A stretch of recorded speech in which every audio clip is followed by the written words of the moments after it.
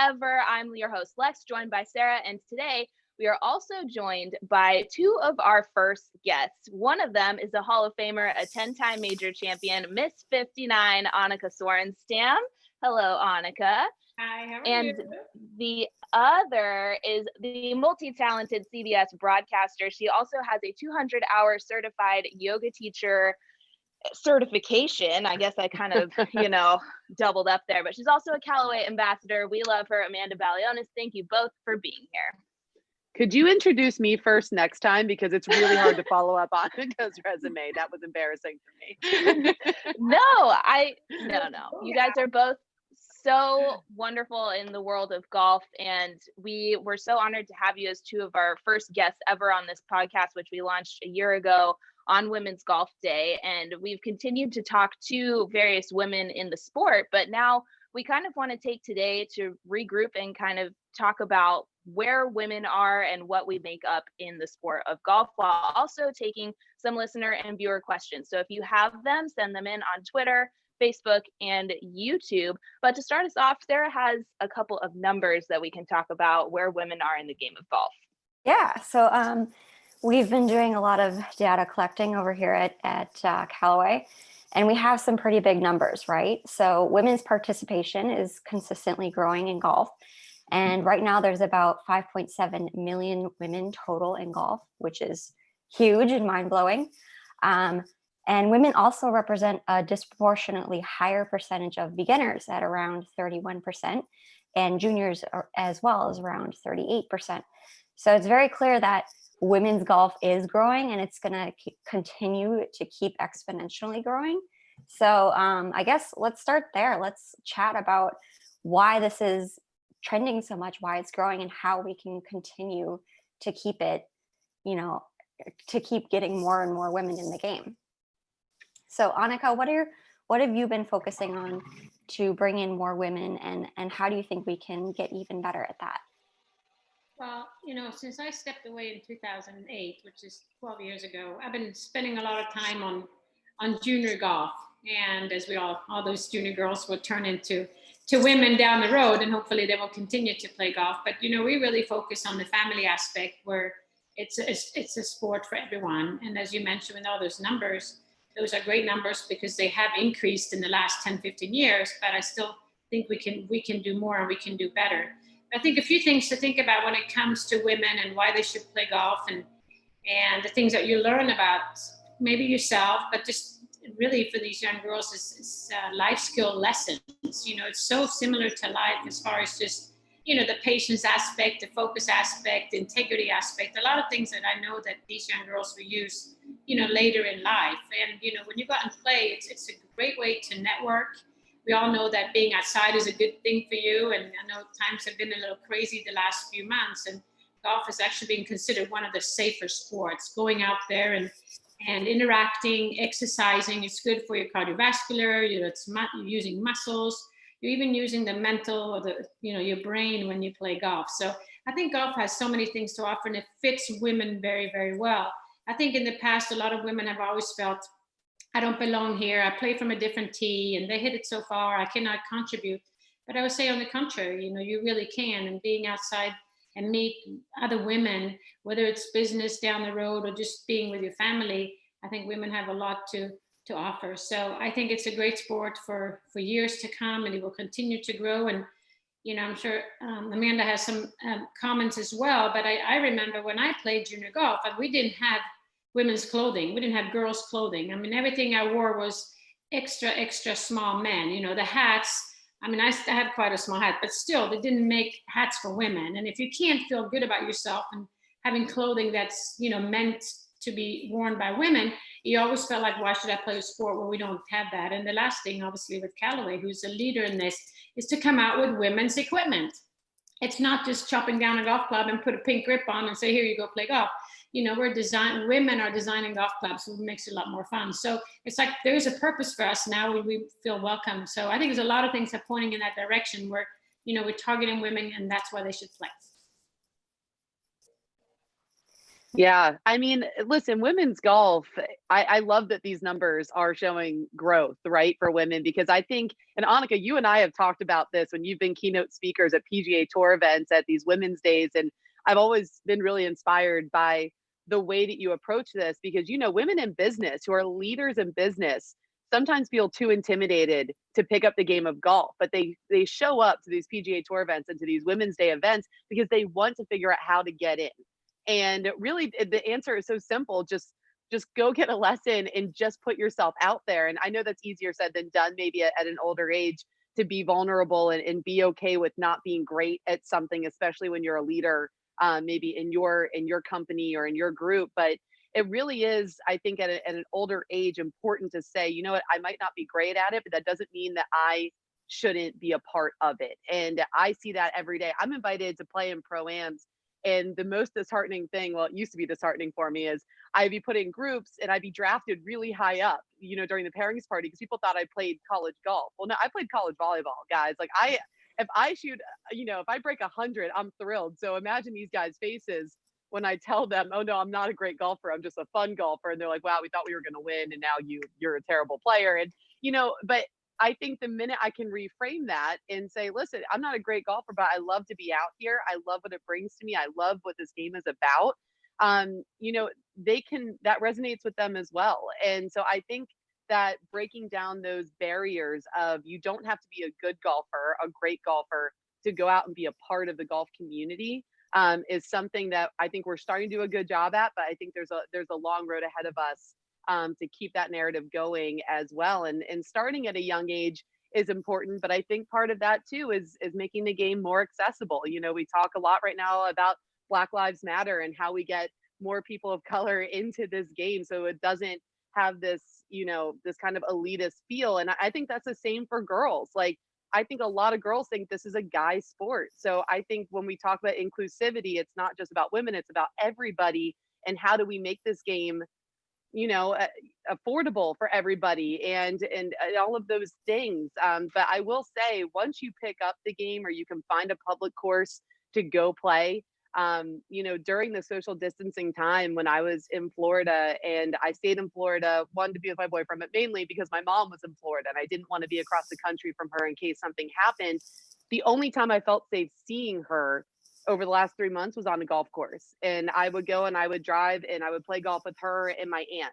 And that was the only time I felt okay with seeing them, but it provided us a platform for connection and a place that was safe and outside that we could still be together. So I think golf is a great vehicle for business, for relationships, like Annika said, for family. What other sport can you go out and you can have 4 generations of people playing the same game, right? I mean, that to me is just, that's an incredible gift that this game gives us. So, I would love, obviously, we talk about growing the women's game at the LPGA level and the Symetra Tour and all of those things. But I think all I can really speak to is the social side of golf and what it can bring to you if you're not a professional player. It can still bring so much into your life, just as a regular person like me. Amanda, you bring up a really good point, and that's actually something that Lex and I were discussing the other day. As when I first started thinking about golf, I thought that LPGA was the only real career path that you could take in it, and that's not true. There's a lot of different avenues that you can take to be in the golf industry. Yes, you can be an LPGA player or a professional golfer, but you can also go into broadcasting and into media. Or you could do something like Lex and I are doing and working for a golf company, whether it's being an editor and producer of podcasts, or a graphic designer, or working in any of one of the amazing departments that the big companies have. You can also work for like a small company, a startup company. So there are a lot of different avenues, and I think every year people are starting to realize the vast majority of things you can go into. It's limitless. Yeah, I mean, absolutely. And it's, again, it just, even if you don't go into the golf industry itself, golf is going to serve you when the guys in the office say, hey, we're gonna leave work early on Friday and go out and play, who wants to come? And you can raise your hand and you don't miss out on any of those business deals. You don't miss out on that team bonding. And again, you don't have to be good. Like, I go out sometimes with people, and if I hit it out of bounds twice, I say, guys, I'm just going to pick up on this hole, and I'll ride along and kind of cheer everyone else on and go on the next hole. No one cares about that. All they really care about is if you're taking 25 swings a hole and you're slowing everybody down, right? So it's kind of just learning. To me, it's like learning the etiquette of kind of not being a great golfer and just keeping up and having fun, and that can really provide a lot for you as well. Amanda, you did bring up something earlier that a lot of people are afraid of not being good at something, right? Like that is something that holds people back, especially when you are picking up the game at an older age.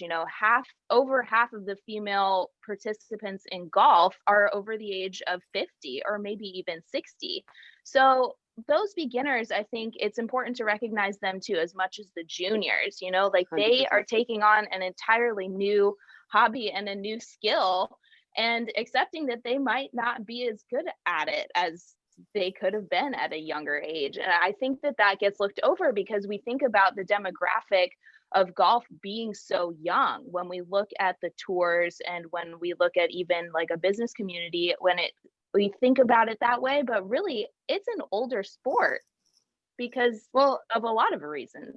And Annika, you can speak to this, and I hope that you will, because when you talk, you speak a lot about overcoming fear. And for you, it was not the fear of playing great golf, right? It was the fear of you had your own stuff to get over, but you have now used that in a way to encourage women, especially women in business, to pick up the game. And I've heard you speak about it, and it always kind of like moves me to get emotional. So I hope that you can kind of give us a little bit of that if you're willing.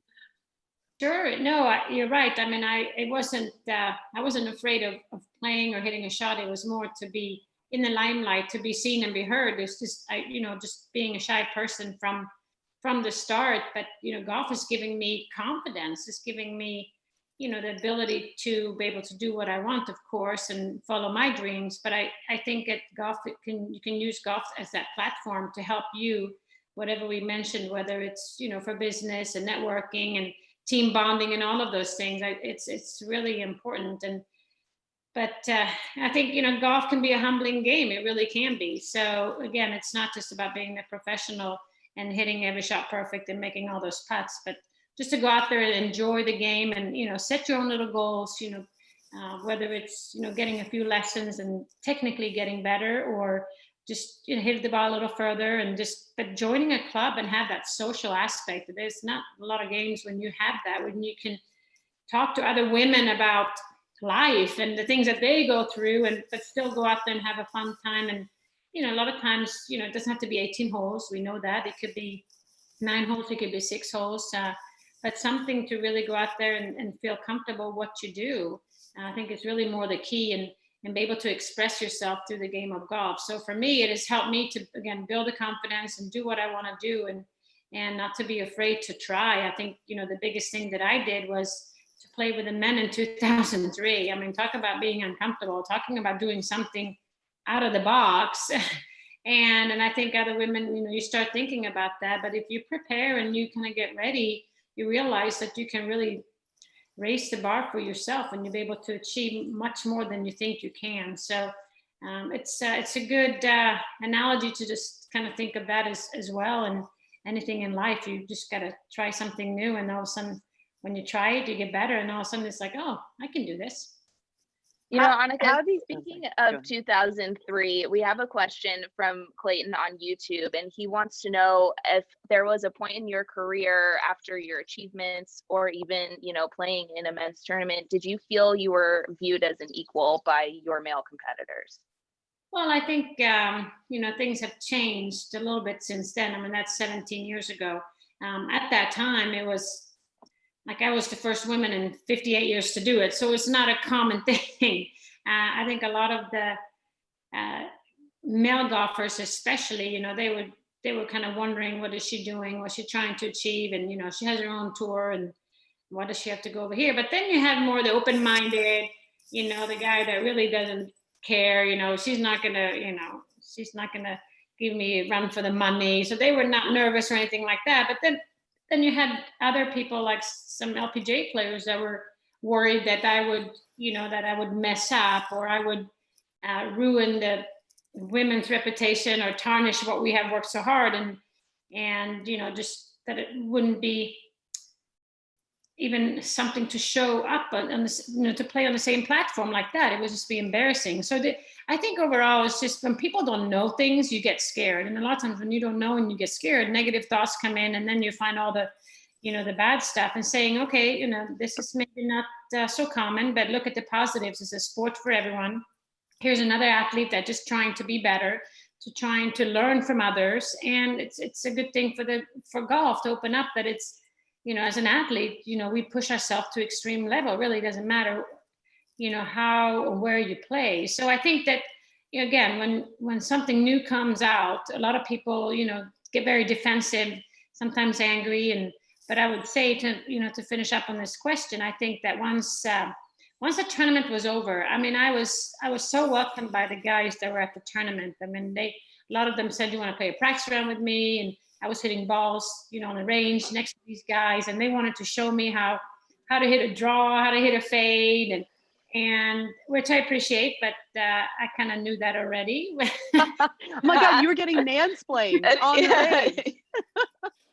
But I think they just, again, it's they really probably didn't know how to handle it. But I would say overall, I felt very welcome, and I think they felt, hey, we're here, this is history, and let's help them. And I like, the last 15 years, we've seen a lot more with men and women. I know the LPGA and the PGA Tour are starting to work together. I know that with companies, like Callaway, that's kind of innovative in this area. There's a lot of things that we do together, and I think, we can help each other, and it's just a good thing.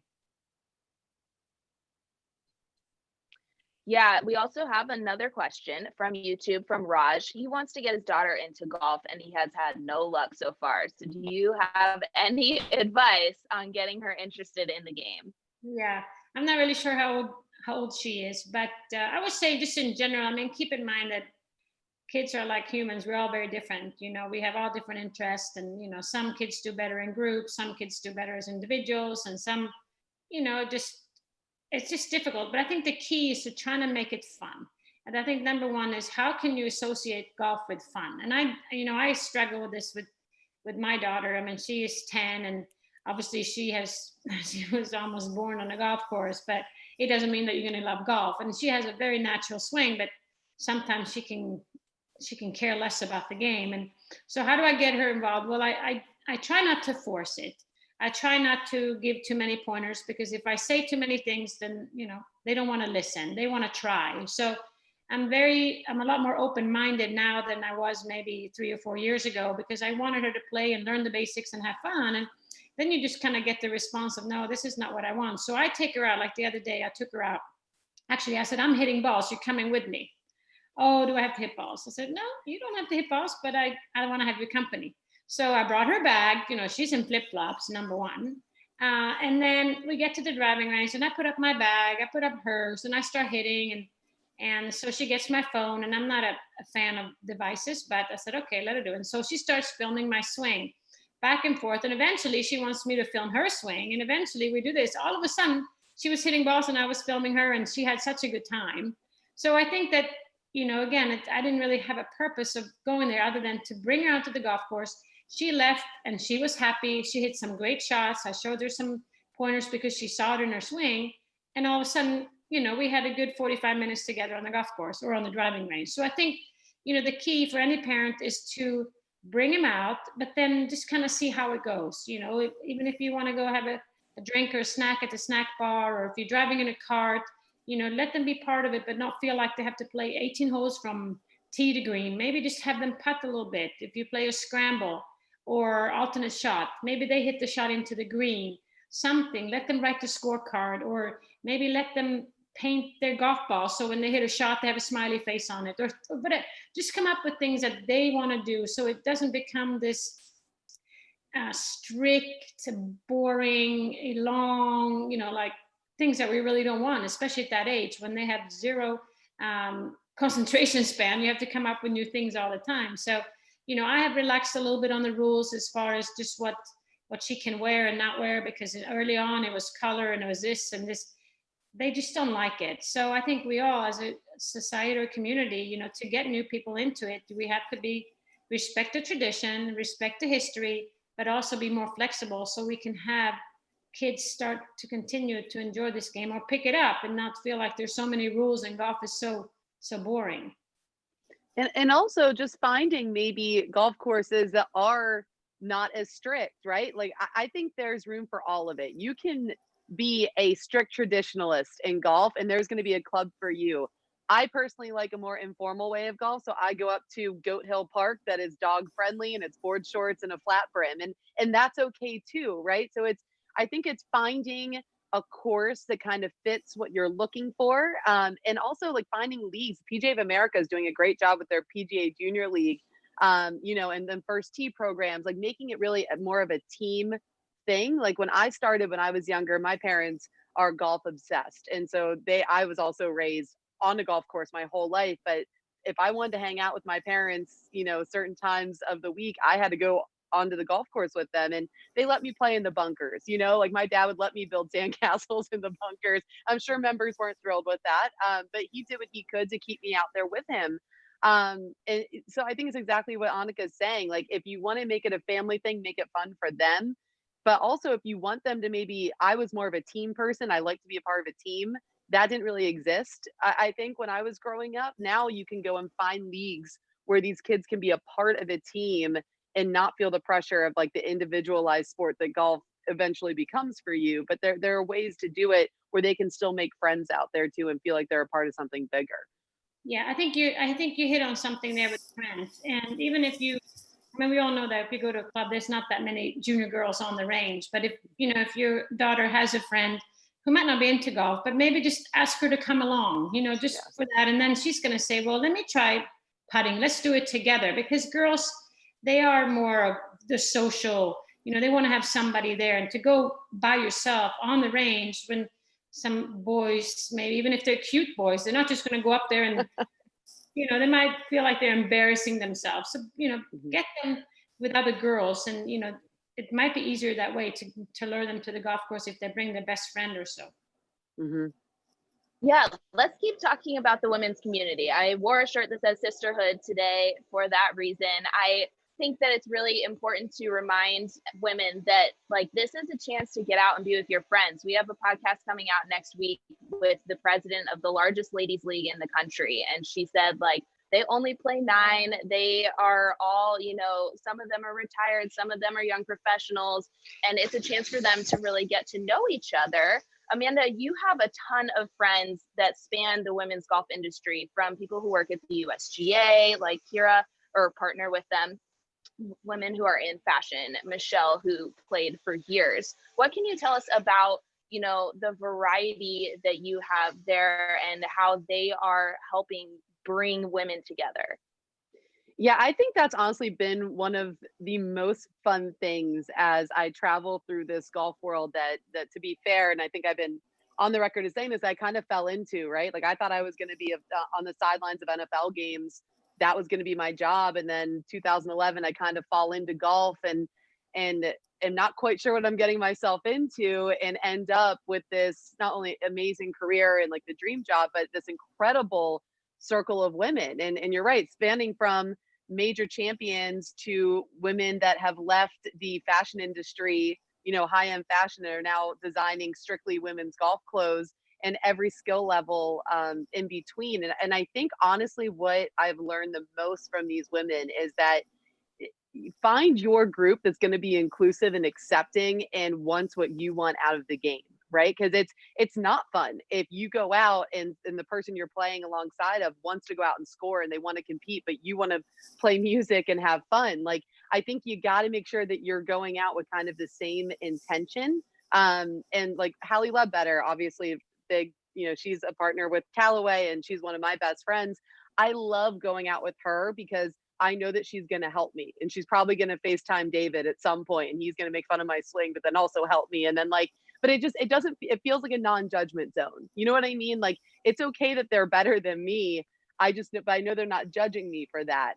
So I think women in general in the golf world, they want to see other women succeed. They want to see other women on the golf course more. Nothing makes me happier than when I go to a golf course and there's a women's foursome in front of me or behind me. Like it's weird how rare that is, and it's kind of sad to say, but I love going out and seeing women doing this on their own and not just playing with their husbands or, you know what I mean, their business partners. And there's nothing wrong with that. But I think that camaraderie of seeing more women just choosing to play together as like as their group friend thing is really uplifting to me. And that I've been able to find that. And I think, you know, I think going out and being able to invite your friends, even if they don't play, maybe all of a sudden they're going to be interested. And now you have now stumbled upon a new girl group to go out and play with on Fridays. So yeah, that's my circle that has been slowly collected, I would say, over the last 10 years. But the underlying principle with that friend group is that we are all very accepting of each other and want each other to succeed, and we want to have fun. So I think that really is why it works for us. I agree with that. And I think that's why social media is so important too, because it gives us such a broader voice to reach out to other women who might be interested as well. Like Amanda, you have amazing content, and you know, you can now speak to hundreds of thousands of women out there who are going to follow you and going to want to see what you do. Same thing with you, Annika. You can bring in, you know, women of all ages, including kids. And without Instagram or without any of these big platforms, you know, 10, 15 years ago, they didn't exist. That might not have happened. So it's just like, I find it so amazing how every year there's more and more ways that make it easier for us to talk to one another and to start like a legit group together. Yeah, Annika, have you found the way that you reach out to women is different, or like how has the way, because I know you're so passionate about growing the game, but like how has it evolved for you as social media continues to kind of be a main way of communication now in the sports world? Yeah, no, absolutely. I think, you know, my target has been more through the Annika Foundation and young girls and inspire them. You know, of course, you know, it's a little different for me being the player. And a lot of people, you know, they're like, well, we're not going to play with a 10 major champion. And I said, well, you know, I'm not here to take your money. I'm here to try to have time. So it, you know, people get intimidated and so forth. So I think my approach is more, okay, let's introduce other people, family again, kids into the sport. How can you, especially young girls, as you know, with our tournaments and now when we have that community, it's a lot easier, because then it's more about their dreams and their achievements, and these are my lessons, and this is what golf has taught me. So I don't necessarily have a friends group to play with other than my family and you know, the close ones, because they're okay playing with me. But you know, when I take that other approach through the girls, that gives me a chance to get that message out. And I think that's really the group that we care about. And I think that's the biggest group that we can get to start to play golf. I mean, right now we know 15 years ago, there was 13% of all the juniors were girls. Now we are here 15 years later, and we're like 33, 34%. So things are changing, you know, thanks to a lot of different initiatives and so forth. But this social media, I think, is a great way to get young kids into it, and the girls especially. So I'm going to continue. That's my avenue, and I like it. And as obviously being a mom too, I experience it myself. You know, the lessons also. It's not just something you talk about. I mean, we have a daughter and we have 2 kids, so I live it and I learn along the way. So it's been a fun process, I think. Well, before we stray away from that, where can we follow both of you on social channels? Go ahead, Annika. Oh, wait, and I think you're on TikTok too, so don't leave out your TikTok name. Seen that. Yeah, my daughter put that up there. Well, if I start, then thank you, Amanda. It's Instagram is probably what I use the most. It's Annika S59, and then I have Twitter, so it's Annika 59. But then also, if you want to check out our foundation stuff, it's Annika foundation.org, and we have social media as well. So we kind of share back and forth as far as content goes, whether it's the fitness or whether it's the tournaments. And you know, we do a lot of girls profiling through the Annika Foundation, which is fun to get their story out there. So please follow, because that's really the next generation of golfers that we have, and the next group of superstars or just influencers in whatever they do. They're terrific young girls that we get the chance to see around the world. So it's been really cool to follow them.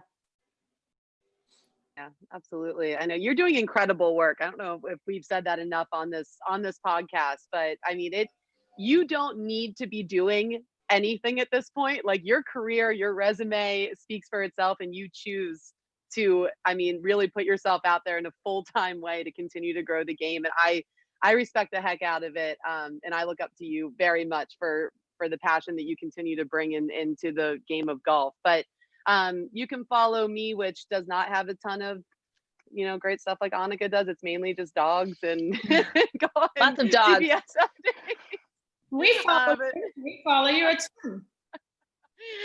Thank you. It's just my last name on Instagram, and then on Twitter, it's just Amanda_Balionis. We'll definitely give both of these ladies a follow. And thank you so much for joining us today. Just even talk about, like where women are at and what we can do, how to get people in the game. That's always changing. Sometimes but it always underlies in making it fun, right? Like that's the most important thing. And we really hope that we can come back, a year from now and say that we have, as Callaway, helped grow the women's game. One of the things that we do is engineer products for women. Yesterday, we just debuted our women's Stroke Lab putters, so go check those out on odysseygolf.com. Thank you, everyone, for joining our first live Girls in Golf. We will be doing this again sometime soon, but next week, we will be on our normal podcast schedule with Gretchen Quigley, the president of the largest ladies league in the country. Make sure you check it out. Also, check out the Callaway Golf Podcast and the Fitting Room. We will see you next Wednesday.